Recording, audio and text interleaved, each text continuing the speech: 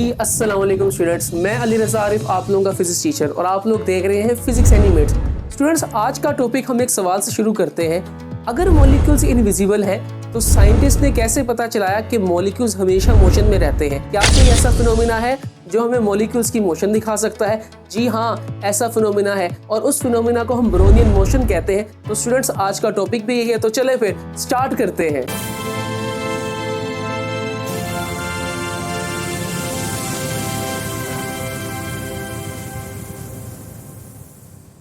जी बिस्मिल्लाहिर्रहमानिर्रहीम। तो स्टूडेंट्स, आज का जो हमारा टॉपिक है वो हमारा सेकेंड ईयर का चैप्टर नंबर 1 है, थर्मल फिजिक्स। अगर आप इसके इंट्रोडक्शन को देखें तो आप देखें आपको यहाँ पे कोई भी हेडिंग नजर नहीं आ रही। तो हमने इस पैराग्राफ की सारी हेडिंग बनानी है और इसी के नेक्स्ट हमारे पास जो नेक्स्ट टॉपिक है ब्रोनियन मोशन, और हमने इसको स्टार्ट करना है। और स्टूडेंट्स, जब हम ये टॉपिक कर लेंगे तो लास्ट में हम इसके कुछ इंपॉर्टेंट एमसीक्यूज और इंपॉर्टेंट शॉर्ट क्वेश्चंस को डिस्कस करेंगे। तो स्टूडेंट्स, अब हम अपना टॉपिक स्टार्ट करते हैं, जो हमारे पास क्या है, इंट्रोडक्शन टू थर्मल फिजिक्स।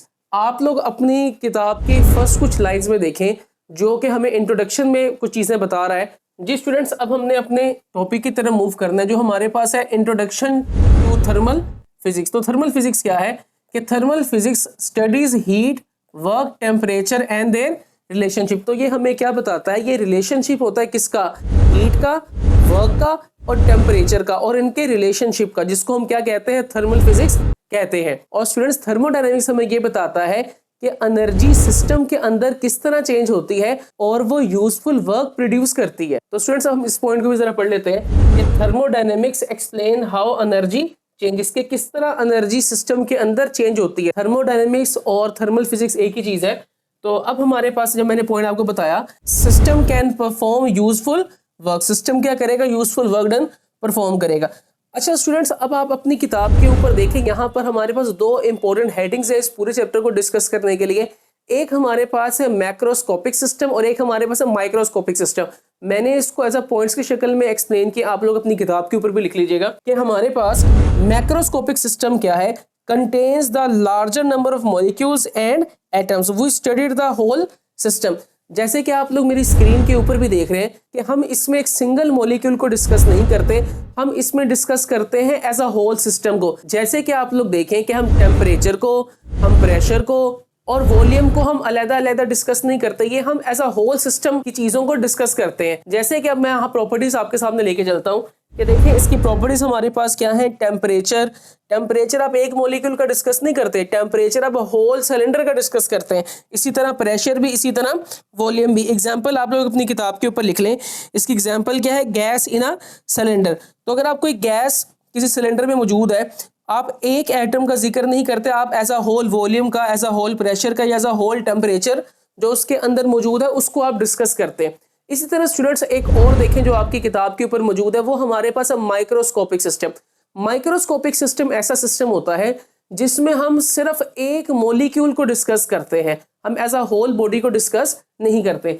तो यहाँ पर हमारे पास माइक्रोस्कोपिक सिस्टम क्या है, कंटेन्स ओनली वन एटम और वन मॉलिक्यूल, सिर्फ एक को डिस्कस करेंगे। प्रॉपर्टीज में जिस तरह की किसी भी एटम का हम काइनेटिक एनर्जी, उसका मोमेंटम या उसकी स्पीड को डिस्कस करते हैं। आप लोग मेरी स्क्रीन के ऊपर भी देख रहे होंगे, एग्जांपल इसकी हमारे पास क्या है, वन ऑक्सीजन मॉलिक्यूल। सिर्फ एक मॉलिक्यूल की या तो आप काइनेटिक एनर्जी डिस्कस करेंगे, या तो मोमेंटम डिस्कस करेंगे, या तो आप क्या डिस्कस करेंगे, उसके स्पीड को डिस्कस करेंगे।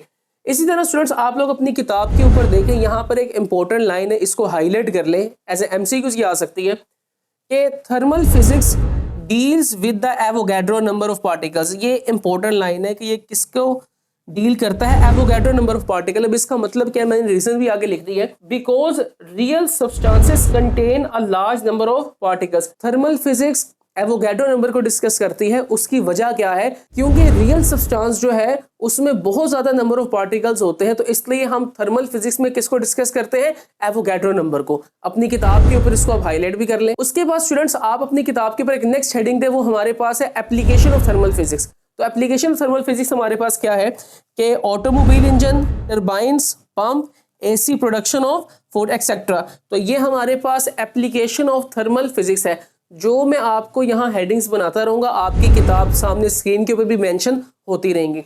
इसी तरह स्टूडेंट्स, अब हमारा जो मोस्ट इंपॉर्टेंट और पहला टॉपिक है वो हमारे पास क्या है, ब्रोनियन मोशन। तो स्टूडेंट्स अब ब्रोनियन मोशन हमारे पास क्या है, irregular disordered motion of molecule in a gas container. तो जिसको हम क्या कहते हैं, ब्रोनियन मोशन कहते हैं। कि जैसे कि हमारे पास कोई भी आप एक कंटेनर ज्यूम करें और उस कंटेनर के अंदर मॉलिक्यूल है और वो किस तरह मोशन कर रहे हैं, रैंडम मोशन कर रहे हैं, तो इसी तरह की मोशन को हम लोग क्या कहते हैं, ब्रोनियन मोशन का नाम देते हैं। तो स्टूडेंट्स थोड़ी सी हिस्ट्री आपको किताब के ऊपर नजर आ रही होगी, ये इसकी कोई हेडिंग्स वगैरह नहीं है, आप लोग इसकी प्रॉपर हेडिंग्स वगैरह भी दे सकते हैं। तो जैसे कि हमारे पास इसकी डिस्कवरी किस तरह हुई, अब इसको हम समझेंगे with the help of animation. कि 1927 में हमारे पास एक साइंसदान था रॉबर्ट ब्राउन, और उसने ऑब्जर्व किया कि पोलन पार्टिकल्स जो है वो उसने पानी में देखे जैसे कि वो क्या कर रहे हैं, रैंडम मोशन कर रहे हैं। फिर वहां से उसने इस चीज का पता चलाया कि हमारे पास जो मॉलिक्यूल्स है वो किस तरह मूव करते हैं, रैंडम मोशन रखते हैं। फिर अपनी किताब के ऊपर देखे हमने आके ये कहा कि ये जो मोशन डस्ट पार्टिकल्स की है ये किसकी वजह से है, ये मॉलिक्यूलर मोशन की वजह से है। तो स्टूडेंट्स ये सारी बातें जो है ये एमसीक्यूज आपने अपनी किताब के ऊपर हाईलाइट कर लेना है कि ब्रोनियन मोशन की हमारे पास कहां से इफ्तिताह हुई। इसी तरह किताब के ऊपर देखें एक और पैराग्राफ आपको नजर आ रहा होगा, इसकी आप लोग हेडिंग दे दें molecular motion in Brownian motion. तो स्टूडेंट्स आप लोग मेरी एनिमेशन में देखें कि हमारे पास यहाँ पर मॉलिक्यूल्स मौजूद हैं और ये मॉलिक्यूल्स आपस में क्या कर रहे हैं, कोलाइड कर रहे हैं। जब ये आपस में कोलाइड करेंगे तो अपनी डायरेक्शन को क्या करेंगे, चेंज करेंगे, और जब ये अपनी डायरेक्शन चेंज करेंगे ये जिग जैग पाथ को फॉलो करेंगे, रैंडम मोशन करेंगे, और मोशन के नतीजे में ये अपनी काइनेटिक एनर्जी और अपने मोमेंटम को क्या करेंगे, ट्रांसफर करेंगे। तो ये हेडिंग भी हमारे पास यही है, molecular motion in Brownian motion. तो देखिए स्टूडेंट्स मैंने पॉइंट में इसको लिख दिया है कि molecule continuously collide change the direction of motion. जब वो कंटिन्यूसली कोलाइड करेंगे तो वो अपनी डायरेक्शन को क्या करेंगे, चेंज करेंगे, और वो फॉलो करेंगे जिगजैग पाथ को और ब्रोनियन मोशन करेंगे। और क्लियन जो होगी वो क्या होगी, वो ट्रांसफर करेगी, मोमेंटम ट्रांसफर करेगी, और वो क्या ट्रांसफर करेगी, एनर्जी ट्रांसफर करेगी। स्टूडेंट्स अब आपकी किताब के ऊपर एक लाइन यहाँ पे मौजूद है, उसको जरा हाईलाइट करें कि Brownian motion tells about randomness and chaos. Chaos का मतलब होता है डिसऑर्डर्ड या इररेगुलर। कि ब्रोनियन मोशन जो है वो हमें किसके बारे में बताती है, रैंडमनेस और डिसऑर्डर्ड के बारे में। कियोस का मतलब होता है डिसऑर्डर्ड के बारे में। उसके बाद स्टूडेंट्स हमारे पास कुछ फैक्टर्स आते हैं और वो फैक्टर्स बहुत ज्यादा इंपॉर्टेंट है, तो उसको अब स्टार्ट करते हैं। अगर आप अपनी किताब के ऊपर देखें ये 4 फैक्टर्स आपको कुछ इस तरह नजर आ रहे होंगे। हम इन चारों फैक्टर्स को करेंगे with the help of animation, और साथ ही साथ मैं आपको इन फैक्टर्स की हेडिंग भी बता दूंगा। तो स्टार्ट करते हैं। देखिए जी कि फैक्टर्स अफेक्टिंग ब्रोनियन मोशन, पहले तो आपने इन चारों पॉइंट्स की हेडिंग देनी है, फैक्टर्स अफेक्टिंग ब्रोनियन मोशन। सबसे पहले पॉइंट की आप हेडिंग दे वो हमारे पास है साइज ऑफ पार्टिकल। तो साइज ऑफ पार्टिकल हमारे पास क्या है, अब आप अपनी स्क्रीन के ऊपर देखें कि अगर हमारे पास एक छोटा पार्टिकल, अगर छोटा पार्टिकल होगा तो उसका मास भी कम होगा। तो अगर कोई और उसको आके कोलाइड करेगा तो कोलाइड करने की वजह से उसको स्पीड मिल जाएगी। तो स्पीड मिलेगी तो उसकी रैंडम मोशन क्या होगी, ज्यादा होगी। इसका मतलब यह है कि जिसका मास कम होगा उसकी स्पीड क्या होगी, ज्यादा होगी। और इसी तरह साइड पे आप देखिए दूसरी एनिमेशन में हमारे पास क्या है, अगर मास ज्यादा होगा कोई पार्टिकल उसको टक्कर भी करेगा तो वो इतना ज्यादा मूव नहीं करेगा, तो उसकी मूवमेंट क्या होगी, कम होगी। तो इसका मतलब यह है कि जिसका मास ज्यादा होगा उसकी मूवमेंट हमारे पास कम होगी, उसकी रैंडमनेस कम होगी, उसकी ब्रोनियन मोशन हमारे पास क्या होगी, कम होगी। और इसी चीज को मैंने इस तरह एक्सप्लेन किया है, आप लोग अपनी किताब में भी कर लें कि Brownian motion is inversely proportional to the size of the particle. कि साइज ऑफ पार्टिकल जो है वो इनवर्सली प्रोपोर्शनल है किसके, ब्रोनियन मोशन के। अगर साइज ज्यादा होगा तो ब्रोनियन मोशन कम होगी, और अगर साइज कम होगा तो ब्रोनियन मोशन ज्यादा होगी। तो मैंने इसको इस तरह लिखा है कि स्मॉलर पार्टिकल, अगर पार्टिकल छोटा होगा तो उसकी स्पीड ज्यादा होगी, और अगर पार्टिकल बड़ा होगा तो उसकी स्पीड हमारे पास क्या होगी, कम होगी। अच्छा स्टूडेंट्स अब हमारे पास नेक्स्ट पॉइंट है, इसका हेडिंग देते हैं विस्कोसिटी ऑफ फ्लूइड। तो विस्कोसिटी हम किसको कहते हैं, इसको हम कहते हैं गाढ़ापन को। जितना हमारे पास फ्लूइड ज्यादा गाढ़ा होगा, अगर ज्यादा गाढ़ा होगा तो वो इधर से उधर मूव नहीं कर पाएगा, तो उसकी ब्रोनियन मोशन क्या होगी, कम होगी। और अगर कम गाढ़ा होगा, कम विस्कस होगा, तो उसकी ब्रोनियन मोशन क्या होगी, ज्यादा होगी, रैंडमनेस क्या होगी, ज्यादा होगी। तो यहाँ पर आप देखें कि हमारे पास viscosity of fluid is inversely proportional to the Brownian motion. अगर ज्यादा विस्कोसिटी होगी, गाढ़ा ज्यादा होगा, तो वो मूव स्लोअर करेगा, जैसे कि आप लोगों को मेरी एनिमेशन में भी नजर आ रहा है। इसी तरह अगर हमारे पास कम विस्कस होगा तो उसकी स्पीड हमारे पास क्या होगी, ज्यादा होगी। तो स्टूडेंट्स ये पॉइंट इंपॉर्टेंट है। इसी तरह अब आप लोग देखें हमारे पास इंटरनल फ्रिक्शन क्या है। इंटरनल फ्रिक्शन हमें यह बताती है कि फ्लूइड की लेयर्स की मूवमेंट एक दूसरे को अपोज करती है, और वो जितना अपोज करेगी उतना इंटरनल फ्रिक्शन हमारे पास क्या होगी, ज्यादा होगी।